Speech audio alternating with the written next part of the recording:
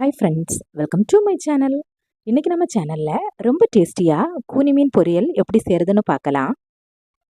அதுக்கு ஒரு மண் சட்டியை சூடாக்கி 2 டேபிள் ஸ்பூன் அளவில் தேங்காய் எண்ணெய் சேர்த்துக்கலாம்.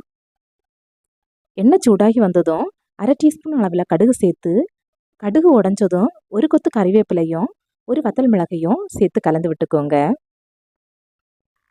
இனி இதில் ஒரு சின்ன துண்டு இஞ்சியையும் 2-3 பல் பூண்டையும் இடிக்கல்ல வச்சு சதைச்சு சேர்த்துக்கோங்க. சேர்த்துட்டு இஞ்சி பூண்டோட பச்சை வாசனை போகிறது வரைக்கும் நல்லா கலந்து விட்டுக்கோங்க. இனி இதில் மீடியம் சைஸில் 2 பெரிய வெங்காயத்தை இந்த மாதிரி பொடியாக கட் பண்ணி சேர்த்துக்கோங்க. கூடவே வெங்காயம் சீக்கிரமாக வதங்கி வர்றதுக்கு கொஞ்சமாக உப்பு சேர்த்து ஸ்டவ்வை மீடியம் ஃப்ளேமில் வச்சு வதக்கிக்கோங்க. வெங்காயத்தை கோல்டன் ப்ரௌன் கலர் வர்றது வரைக்கும் வதக்கணும்னு தேவையில்லை. வெங்காயம் இந்த மாதிரி கண்ணாடி மாதிரி வதங்கி வந்தாலே போதும். வெங்காயம் இந்த மாதிரி வதங்கி வந்ததும் நம்ம ஏற்கனவே கழுவி வச்சிருக்கிற கூனி மீனை உள்ளே சேர்த்துக்கலாம். கூடவே 1/2 டீஸ்பூன் அளவில் மஞ்சள் தூளும் தேவையான அளவில் உப்பும் சேர்த்து கலந்து விட்டுக்கோங்க. நாம் ஏற்கனவே வெங்காயம் வதக்குறப்போ உப்பு சேர்த்துருந்தோம். அதனால் இப்போது மீனுக்கு தேவையான அளவில் மட்டும் உப்பை பார்த்து சேர்த்துக்கோங்க. நாம் கூனி மீனை கழுவுறப்போ தண்ணி எல்லாம் நல்லா வடித்து எடுத்தால் இதில் கொஞ்சமாக தண்ணி சேர்க்க வேண்டி வரும். நான் தண்ணியை வடித்து எடுக்காமல் சேர்த்ததுனால தண்ணியை சேர்க்கலை.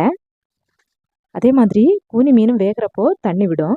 அதனால் தண்ணியோட அளவை மட்டும் பார்த்து சேர்த்துக்கோங்க. இனி ஸ்டவ்வை மீடியம் ஃப்ளேமில் வச்சுட்டு மூடி போட்டு வேக விடலாம். இடைக்கிட அடிபிடிக்காமல் இருக்க மூடியை திறந்து கிளறி விட்டுக்கோங்க.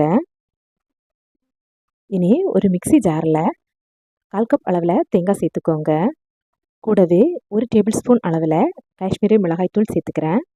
இது கூட 1/2 டேபிள் ஸ்பூன் அளவில் கரம் மசாலா, 1/2 டீஸ்பூன் மஞ்சள் தூள் சேர்த்து தண்ணி எதுவும் சேர்க்காம இந்த மாதிரி சதைச்சி எடுத்துக்கோங்க.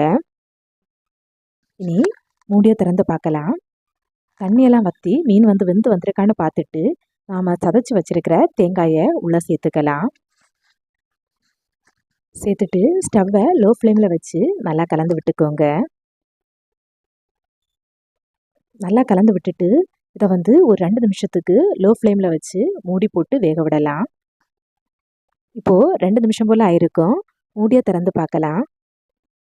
நம்மளோட சுவையான குனிமீன் பொரியல் சூப்பராக ரெடி ஆகிடுச்சு. குனிமீன் கிடைச்சா நீங்களும் ஒரு தடவை இந்த மாதிரி செஞ்சு பாருங்கள். செஞ்சு பார்த்துட்டு டேஸ்ட் எப்படி இருந்துச்சுன்னு கமெண்டில் சொல்லுங்கள். வீடியோ பிடிச்சிருந்தா லைக் பண்ணிவிட்டு அப்படியே சேனலை சப்ஸ்கிரைப் பண்ணுங்கள்.